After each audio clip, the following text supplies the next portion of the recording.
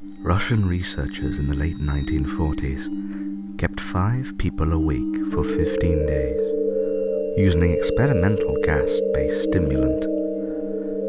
They were kept in a sealed environment to carefully monitor their oxygen intake so the gas didn't kill them, since it was toxic in high concentrations. This was before closed-circuit cameras, so they had only microphones and 5-inch thick glass porthole-sized windows into the chamber to monitor them. The chamber was stocked with books, cots to sleep in, but no bedding, running water and a toilet, and enough dried food to last them all over a month. The test subjects were political prisoners deemed enemies of the state during World War II. Everything was fine for the first 5 days. The subjects hardly complained, having been promised, falsely, that they would be freed if they were submitted to the test and did not sleep for the 30 days. Their conversations and activities were monitored, and it was noted that they continued to talk about increasingly traumatic incidents in their past, and the general tone of their conversations took a darker aspect after the 4th day mark. After 5 days, they started to complain about the circumstances and events that led them to where they were, and started to demonstrate severe paranoia. They stopped talking to one another, and began, alternately, whispering to the microphones and one-way mirrored porthole. Oddly, they thought that they could all win the trust of the experimenters by turning over their comrades, the other subjects in captivity with them. At first, researchers thought that this was just an effect of the gas itself. And after 9 days, the first of them started screaming. He ran the length of the chamber repeatedly yelling at the top of his lungs for 3 hours straight. Afterwards, he continued to scream, but was only able to produce occasional squeaks. The researchers postulated that he had physically torn his vocal cords. And the most surprising thing about this behavior is how the other captives reacted to it. Or rather didn't react to it. They continued whispering to the microphones until the second of the captives also started to scream. The 2 non-screaming captives took the books apart, smeared the pages after pages with their own feces, and pasted them calmly over the glass portholes. The screaming promptly stopped, and so did the whispering to the microphones. After 3 more days, the researchers checked the microphones hourly to make sure they were working, since they thought it was impossible that no sound could be coming in with 5 people inside. The oxygen consumption in the chamber indicated that all 5 must still be alive. In fact, it was the amount of oxygen that 5 people would consume at very heavy level of strenuous exercise. On the morning of the 14th day, the researchers did something they said they would not do to get a reaction from the captives. They used the intercom from inside the chamber, hoping to provoke any response from the captives they were afraid were either dead or vegetables.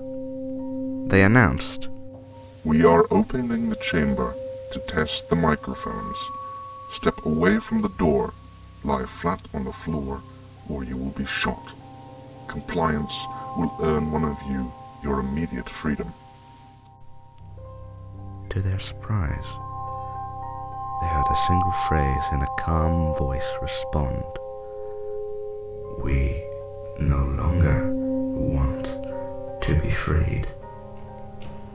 Debate broke out amongst the researchers and military forces funding the research. Unable to provoke any more response using the intercom, it was finally decided to open the chamber at midnight on the 15th day. The chamber was flushed of the simulant gas and filled with fresh air. And immediately voices from the other side began to object. 3 different voices began begging, as if pleading for the life of their loved ones, to turn the gas back on. The chamber was opened, soldiers sent in to retrieve the test subjects, and they began to scream louder than ever. And so did the soldiers once they saw what was inside. 4 of the 5 subjects were still alive, though no one could rightly call this state in which any of them was in life. The food rations past day 5 had not been so much as touched. There were chunks of meat from the dead test subjects' thighs and chest stuffed into the drain in the center of the chamber, blocking the drain, allowing 4 inches of water to accumulate on the floor. Precisely how much of that water on the floor was actually blood was never determined. All 4 surviving test subjects also had large portions of muscle and skin torn away from their bodies. The destruction of flesh and exposed bone on their fingertips indicated that the wounds were inflicted by hand, not with teeth, as the researchers initially thought. Closer examination of the position and angles of the wounds indicated that most, if not all, were self-inflicted. The abdominal organs below the ribcage of all 4 test subjects had been removed, while the heart, lungs, and diaphragm remained in place. The skin and most of the muscles attached to the ribs had been ripped off, exposing the lungs through the ribcage. All the blood vessels and organs remained intact. They had just been taken out and laid on the floor, fanning out around the eviscerated but still living bodies of the subjects. The digestive tract of all 4 could be seen to be working, digesting food, and it quickly became apparent that what they were eating was their own flesh they had ripped off and eaten over the course of the days. Most soldiers were Russian special operatives at the facility, but many still refused to return to that chamber to remove the test subjects. They continued to scream to be left in the chamber, and alternately begged and demanded that the gas be turned back on lest they fall asleep. To everyone's surprise, the test subjects put a fierce fight in the process of being removed from the chamber. One of the Russian soldiers died from having his throat being ripped out. Another was greatly injured by having his testicles ripped off and an artery in his leg severed by one of the test subject's teeth. Another 5 of the soldiers lost their lives, if you count the ones that committed suicide in the weeks following. In the struggle, one of the 4 living test subjects had his spleen ruptured, and he bled out almost immediately. The medical researchers attempted to sedate him, but this proved impossible. He was injected with more than 10 times the human dose of morphine derivative, and still fought like a cornered animal, breaking the ribs and an arm of one of the doctors. Even after his heart stopped beating, he continued to scream and flail for another 3 minutes, struggling to attack anyone in reach, just repeating the word "more" over and over, weaker and weaker, until he finally fell silent. The surviving 3 test subjects were still heavily restrained and moved to a medical facility, the 2 with intact vocal cords continuously begging for the gas, demanding to be kept awake. The most injured of the 3 was taken to the only surgical operating room that the facility had. In the process of preparing the subject to have his organs placed back within his body, it was found that he was effectively immune to the sedative that he had been given to prepare him for the surgery. He fought furiously against his restraints when the anesthetic gas was brought in to put him under. He managed to tear most of the way through 4-inch wide leather straps from his wrists, even though there was a weight of a 200-pound soldier holding that wrist down. It only took a little more anesthetic than normal to put him under, and the instant his eyelids fluttered and closed, his heart stopped. On the autopsy of the test subject that died on that operating table, it was found that his blood had tripled the normal levels of oxygen. His muscles that were still attached to his skeleton were badly torn, and he had broken 9 bones in the struggle to not be subdued. Most of them were from the force his own muscles had exerted on them. The second survivor had been the first of the group of the 5 to start screaming. His vocal cords destroyed, was unable to beg to object or surgery, and only reacted by shaking his head violently in disapproval when the anesthetic gas was brought near him. He shook his head yes when someone suggested, reluctantly, that they try surgery without anesthetic. And he did not react for the entire 6-hour procedure of replacing his abdominal organs and attempting to cover them with what remained of his skin. The surgeon presiding stated repeatedly that it should not be medically possible for that patient to still be alive. One terrified nurse assisting the surgery stated that she had seen the patient's mouth curl up into a smile several times whenever his eyes met hers. When the surgery ended, the subject looked at the surgeon and began to wheeze loudly, attempting to talk while struggling. Assuming that this must have been of something of drastic importance, the surgeon had a pen and pad fetched so the patient could write his message. It was simple. Keep cutting. The 2 other test subjects were given the same surgery, both without anesthetic as well. Although they had to be injected with paralytic for the duration of the operation, the surgeon found it impossible to perform the operation while the patients laughed continuously.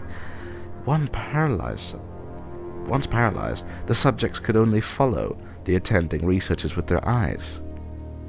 The paralytic cleared the system in an abnormally short period of time, and they were soon trying to escape their bond. And the moment they could speak, they were again asking for the stimulant. The researchers tried asking why they had injured themselves, why they had ripped out their own guts, and why they wanted to be given the gas again. Only one response was given. I must remain awake. All 3 subjects' restraints were reinforced, and they were placed back into the chamber awaiting determination as to what should be done with them. The researchers, facing the wrath of their military benefactors for having failing the stated goals of their project, considered euthanizing the surviving subjects. The commanding officer, the next KGB, instead saw potential. He wanted to see what would happen if they were put back on the gas. The researchers strongly objected, but were overruled. In preparation for being sealed in the chamber again, the subjects were connected to an EEG monitor and had their restraints padded for long-term confinement. To everyone's surprise, all 3 stopped struggling the moment it was let slip that they were going to be put back on the gas. It was obvious at this point that all 3 were putting up a great struggle to stay awake. One of the subjects that could speak was humming loudly and continuously. The mute subject was straining his legs against the leather bounds with all his might, first left, then right, then left again, for something to focus on. And the remaining subject was holding his head off his pillow and blinking rapidly. Having been the first to be wired for the EEG, most of the researchers were monitoring his brainwaves in surprise. They were normal, most of the time, but sometimes flatlined inexplicably. It looked as if he was repeatedly suffering from brain death before returning back to normal. As they focused on paper, scrolling out of the brainwave monitor, only one nurse saw his eyes slip shut the same moment his head hit the pillow, and his brainwaves immediately changed to that of a deep sleep, then flatlined for the last time as his heart simultaneously stopped. The only remaining test subject that could speak started screaming to be sealed in now. His brainwaves showed the same flatlines as one who had died from falling asleep. The commander gave the order to seal the chamber with both test subjects inside, as well as 3 researchers. One of the named 3 immediately drew his gun and shot the commander point blank between the eyes, then turned on his gun on the mute subject and blew his brain out as well. He pointed his gun at the remaining subject, still restrained to the bed, as the remaining members of the medical and research team fled the room. I won't be locked here with these things, not with you, he screamed at the man strapped to the table. What are you? He demanded. I must know. He smiled. Have you forgotten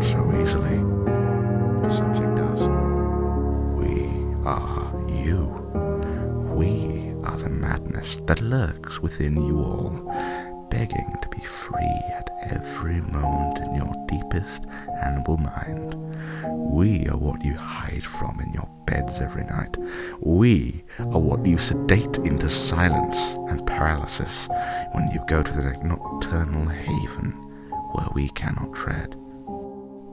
The researcher paused, then aimed at the subject's heart and fired.